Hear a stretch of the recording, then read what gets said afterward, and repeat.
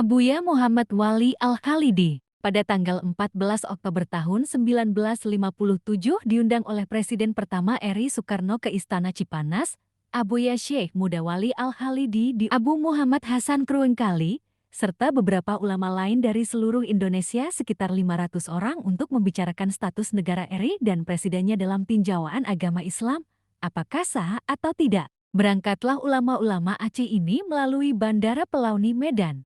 Dalam perjalanan itu, TGK Syihabuddin Syah atau TGK Kumala juga ikut mengantarkan Abuya sampai ke bandara. Setiba Abuya di Jakarta, beliau bertemu tokoh-tokoh ulama dari daerah lain di antaranya Sumatera, Jawa, dan daerah-daerah lain seluruh Indonesia. Setelah para ulama-ulama ini berkumpul di Istana Negara, Presiden mengucapkan selamat datang dan menyampaikan maksud dan tujuan undangannya. Presiden berkata, "Saya meminta kepada para ulama yang hadir untuk merumuskan nama keberadaan dan kedudukan saya sebagai Presiden RI.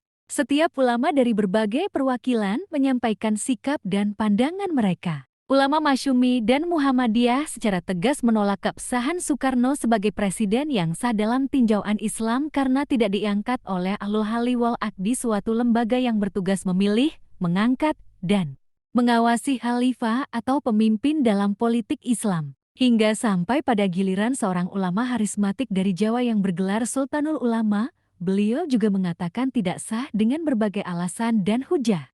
Ketika semua orang hampir pada kesimpulan itu, pimpinan sidang menanyakan kepada ulama dari Aceh tentang pandangan mereka. Abu Kruengkali mempersilahkan Abuya Syekh Muda Wali angkat bicara. Abuya menyatakan Soekarno sah menjadi presiden darurat, alasannya karena ia mempunyai syaukah, kekuasaan yang kuat. Kekuasaannya itu adalah sebagai panglima tertinggi membawahi polisi dan tentara nasional Indonesia. Intinya, Abuya dan Abu Kruengkali menilai pemerintah RI dan Presiden Soekarno sah untuk disebut sebagai pemerintah ulil amri menurut Islam, walaupun secara daruri. B.Asi Syaukah. Ulil amri bisi syaukah adalah pemerintah yang memiliki kekuasaan untuk sementara waktu pemerintah masa transisi hingga terbentuknya pemerintahan yang sah dan benar. Pemerintahan ini oleh sebagian ulama dianggap sah selama tidak kafir pemimpinnya dan tidak mengingkari keberadaan hukum-hukum syariat, baik secara etikat kepercayaan, inat pembangkangan, atau istihzak menghina hukum Islam. Walaupun mereka tidak menerapkan sebagiannya, mereka harus menyadari bahwa hal tersebut adalah dosa dan tidak menghalalkan perbuatan mereka yang tidak menerapkan hukum Allah SWT.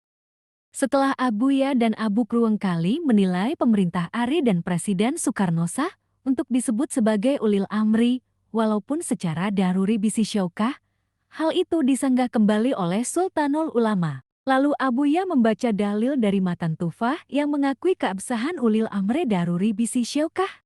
Alasan ini disanggah kembali oleh Sultanul Ulama. Akhirnya Abuya dari duduk langsung bangun dan berkata dengan meminjam kalimat yang pernah diucapkan oleh Khalifah Umar bin Khattab. Tafakkahu qabla an tasudu. Tafakkahu qabla an tasudu. Tafakkahu qabla an tasudu.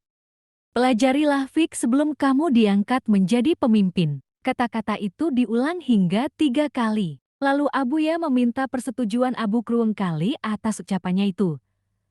Pannya menan Abu, bukankah demikian Abu?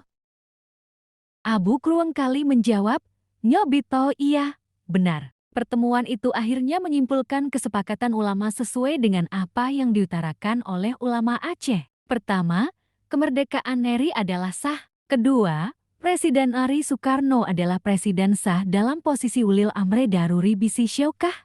Hanya ini saja yang dapat kami sampaikan, semoga bermanfaat untuk menjadi sejarah perjuangan para ulama di Indonesia dan tokoh-tokoh lainnya. Al-Fatihah untuk para pahlawan.